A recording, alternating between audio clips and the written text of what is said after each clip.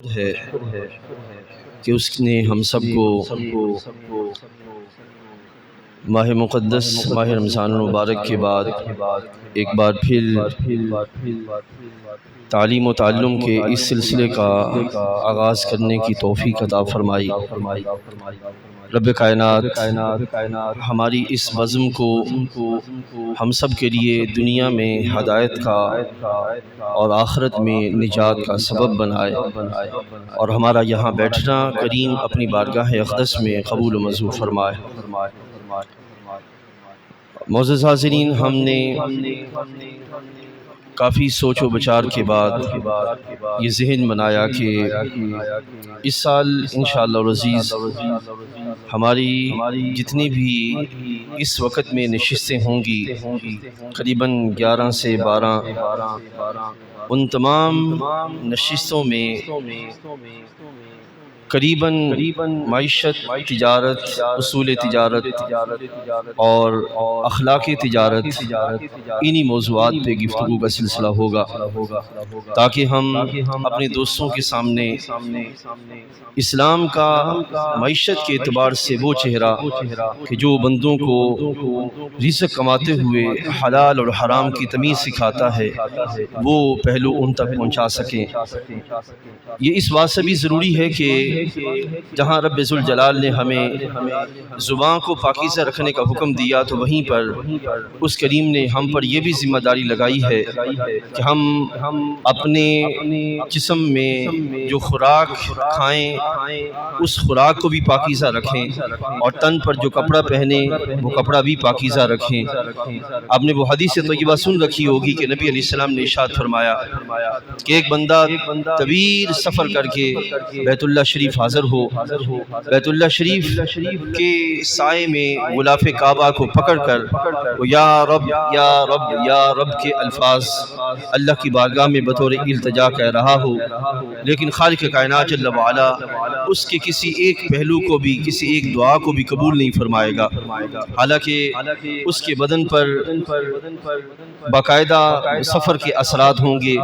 اس کے چہرے پر، اس کے بالوں پر سفر کے اثرات ہوں گے، لیکن اس کے باوجود اس کی دعا کو قبول نہیں کیا جائے گا۔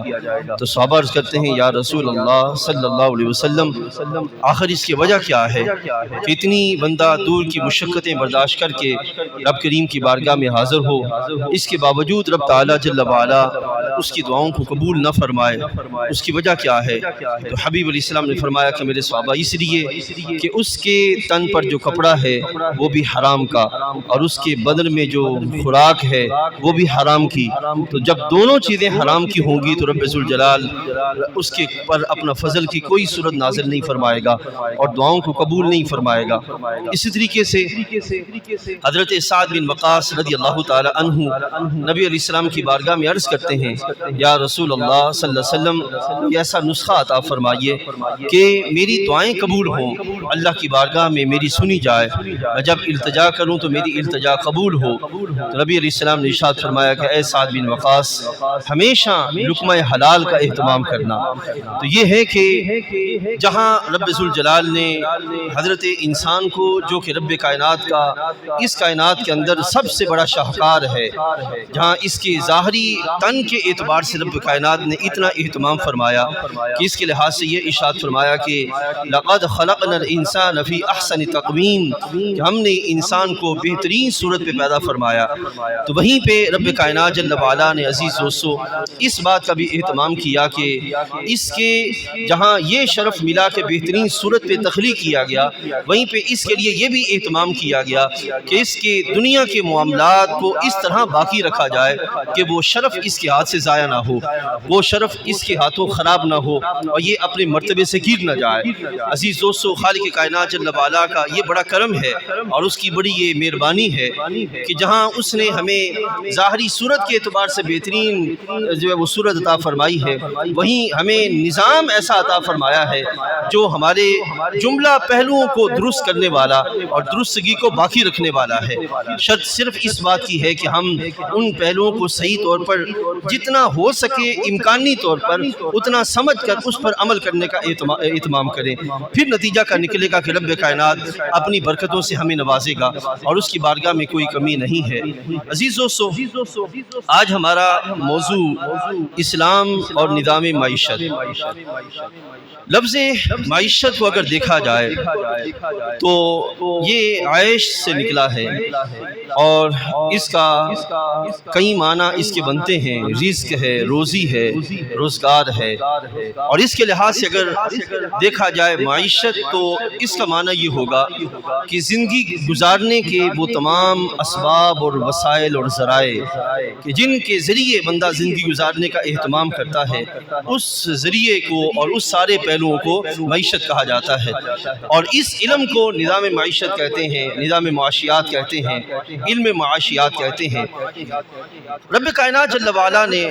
ہمیں اسلام میں جو نظام عطا فرمائے ہیں، ایک ہے اسلام بطور نظام ایک مکمل نظام ہے، اور جب ہم اس کو مکمل نظام کی بات کرتے ہیں تو اس کا مطلب یہ نہیں ہے کہ اس میں صرف عقائد ہیں یا اس میں صرف عبادات کا تذکرہ ہے، نہیں، خالق کائنات جل وعلا نے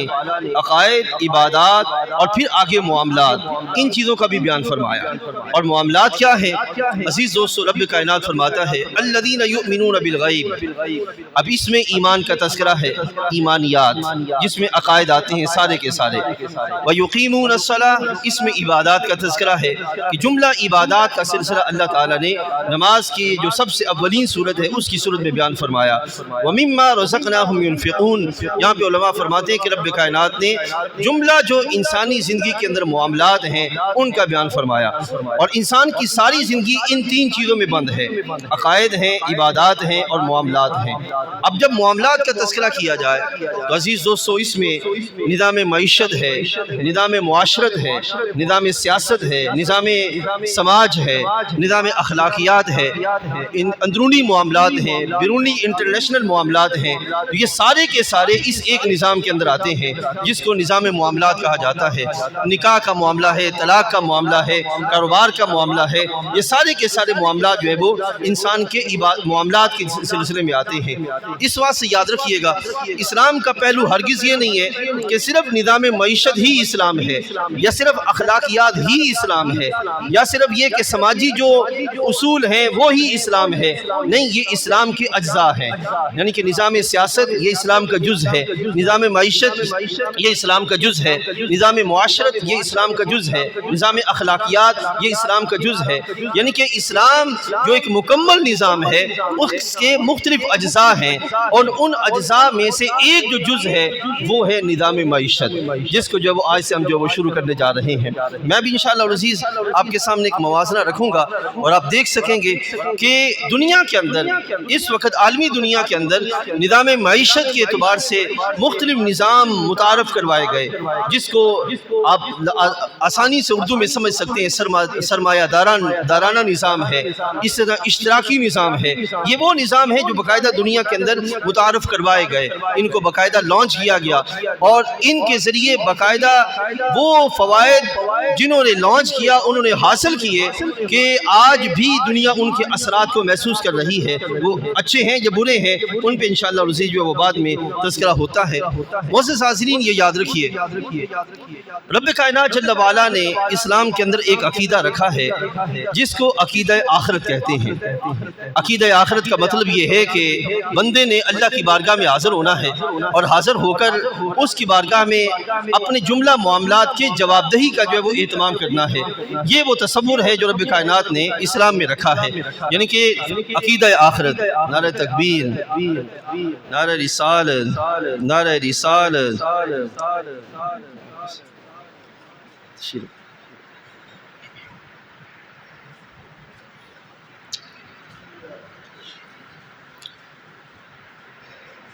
بسم اللہ۔ ابھی اس عقیدہ آخرت کے اعتبار سے عزیز دوستو ہرگز یہ پہلو نہیں ہے کہ بندہ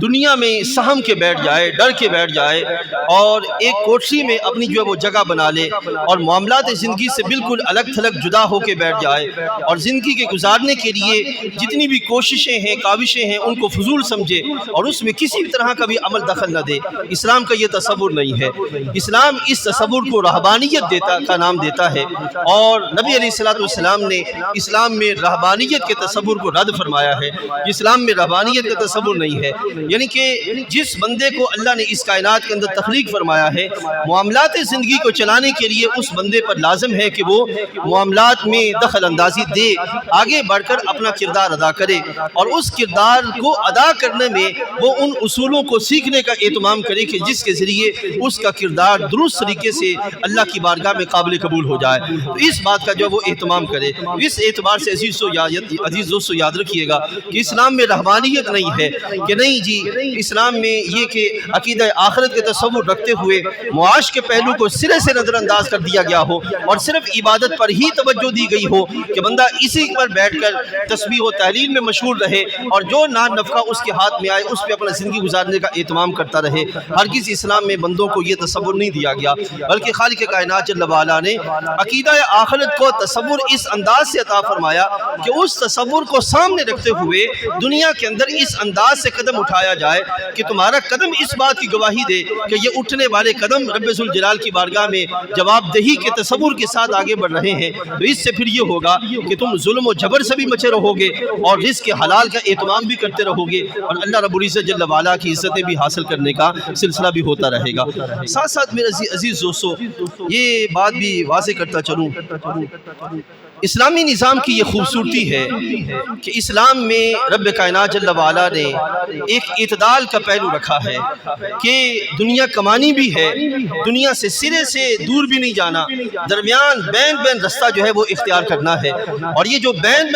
رستہ ہے کہ جس میں دنیا کمانے کی طرف جانا بھی ہے اور بالکل صرف دنیا میں ڈوب ہی نہیں جانا بلکہ کما کر اپنے حصے کا رزق حاصل کر کے پھر اپنی زندگی کو گزارنے کے لحاظ سے اہتمام کرنا ہے۔ یہ ہے رستہ اعتدال اور نقطہ اعتدال جو کہ اس نظام کو باقی نظاموں سے بالکل الگ حیثیت عطا کرتا ہے، اور یہ اسلام کی خوبصورتی ہے۔ اب ذرا یہاں ایک فرق آپ کے سامنے رکھوں،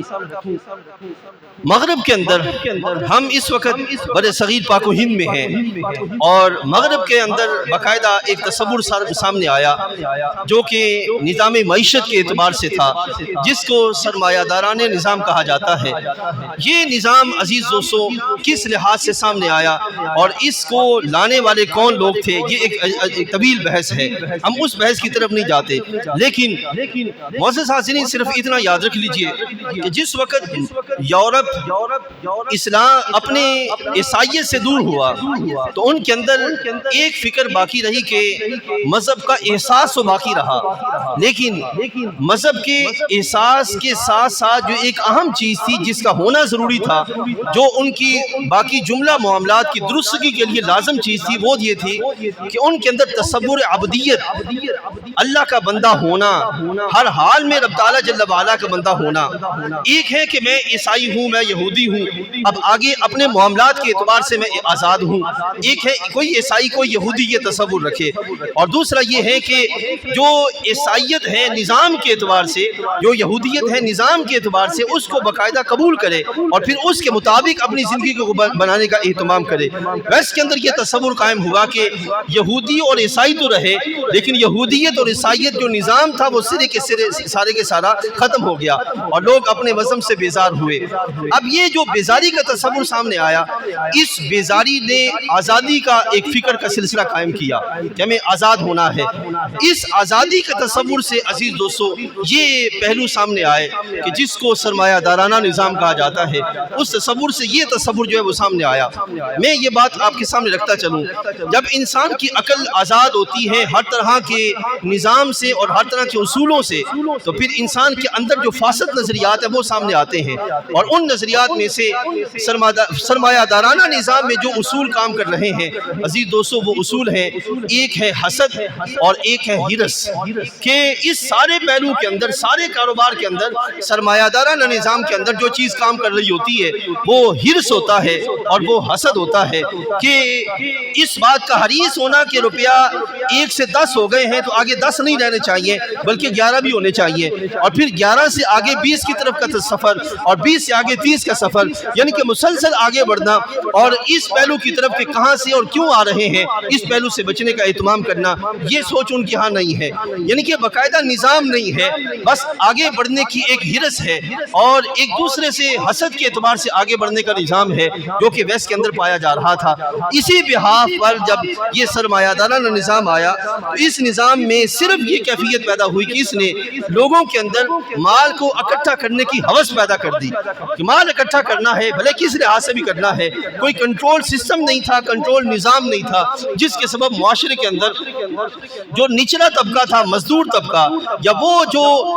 درمیانہ طبقہ تھا، اس کے استحصال کی صورت پیدا ہوئی اور اس سے پھر ظلم و جبر کی نئی جو ہے وہ داستانیں سامنے آئیں۔ اور دوسری طرف عزیز دوستو ایک اور نظام جو کہ سامنے آیا رشیا سے،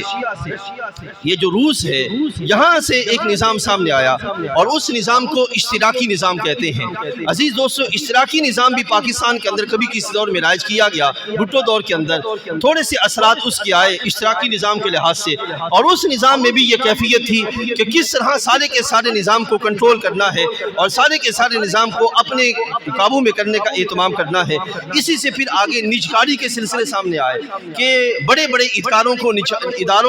نجکاری کے تصور کی طرف لے جایا جائے اور ادارے جو ہے وہ اپنی تحویل میں لے لیے جائیں۔ یہ وہ دو نظام تھے جو کہ دنیا کے اندر رائج ہوئے، ایک سرمایہ دارانہ نظام اور ایک وہ نظام کہ جس نظام کو اشتراکی نظام کہا جاتا ہے۔ یہ دونوں کے دونوں نظام جو تھے یہ مغرب کے اس تصور کے تحت سامنے آئے جس میں عقل کو اپنا امام بنایا گیا اور پھر عقل کو ہرس اور ہوس کے زیر سایہ رکھنے کا اہتمام کیا گیا، جس سے مادہ پرستی، معاشرہ پرستی کہ یہ جنون کی لہر پیدا ہوئی اور معاشرے کے اندر لوگ صرف اس کیفیت کی طرف چل پڑے کہ مال کمانا ہے، کیسے کمانا ہے، کیوں کمانا ہے، کس لحاظ سے کمانا ہے، یہ سارے کے سارے تصور جو ہے وہ ختم ہوتے چلے گئے۔ اب آگے بڑھتے ہیں عزیز دوستو، ہم آپ کو لاتے ہیں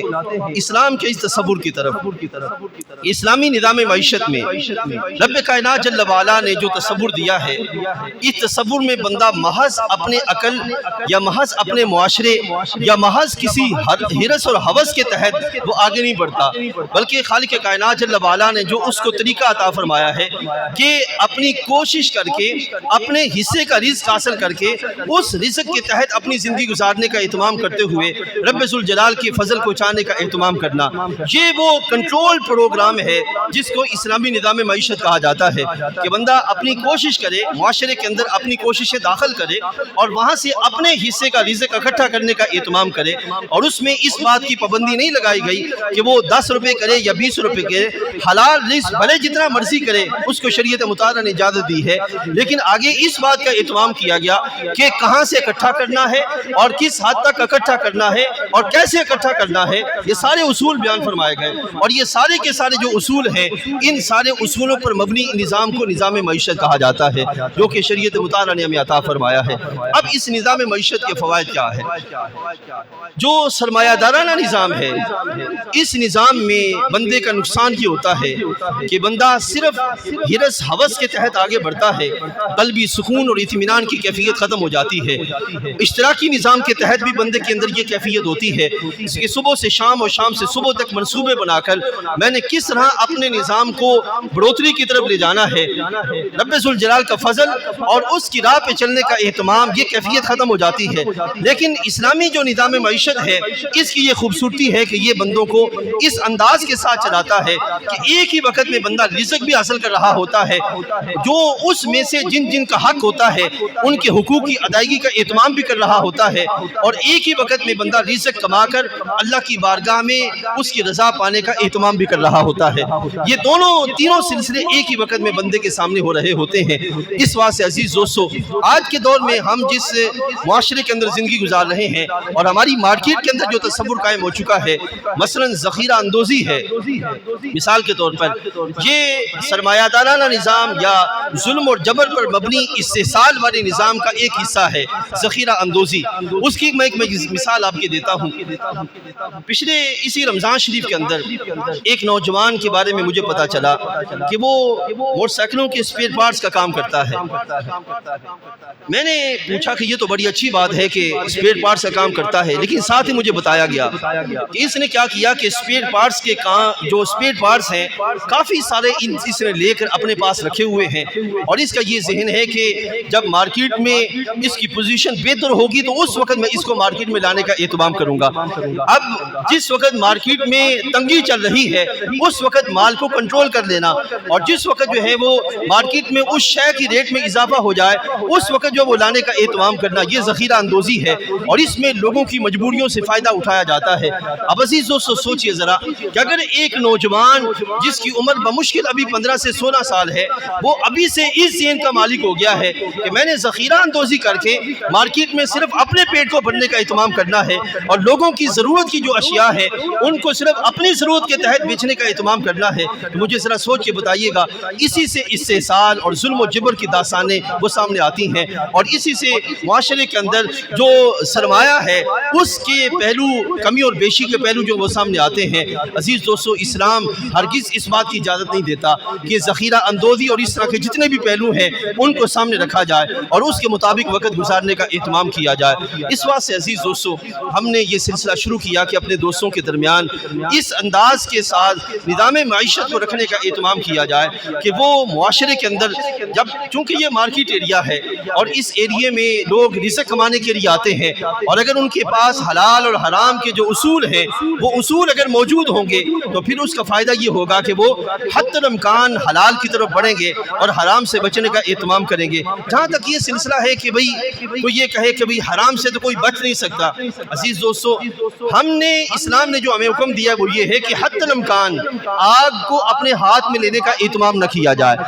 اپنی طرف سے بندہ خود بڑھ کے آگ کی طرف نہ جائے اور آگ کو اپنے ہاتھ میں لینے کا اہتمام نہ کرے، بلکہ آگ سے اپنی طرف سے خود دور رہنے کا اہتمام کرے۔ اگر کہیں اس کا پاؤں پھسلے تو پہلے جو نیکی پہ چلنے کی اس نے ذہن بنا رکھا ہے اس کی توفیق سے اللہ اس کو پھر واپسی پر ہدایت کی طرف آنے کی توفیق عطا فرما دے گا۔ لیکن اگر وہ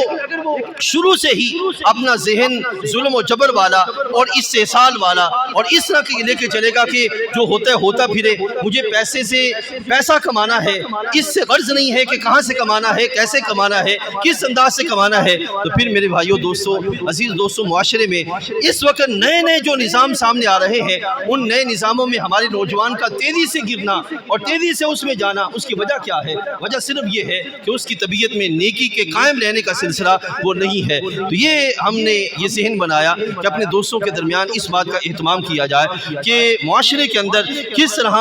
حلال رزق کو کمانا ہے اور نظام معیشت کو سمجھ کر اس کے مطابق آگے بڑھنے کا اہتمام کرنا ہے۔ تو انشاءاللہ العزیز اس آنے والے سال میں اس بات کا جو ہے وہ اہتمام کیا جائے گا تاکہ ہمارے دوست بھلائی پر قائم رہیں اور رب ذوالجلال کے تصور ابدیت جو کہ اس نے بندوں کو عطا فرمایا ہے اس کے مطابق اپنی زندگی گزارنے کا اہتمام کریں، تو پھر نتیجہ کا نکلے گا انشاءاللہ رزق بھی حلال رہے گا اور معاملات میں بھی پاکی رہے گی، اور انشاءاللہ اس کی برکت سے اللہ کردار بھی پاکیزہ عطا فرمائے گا۔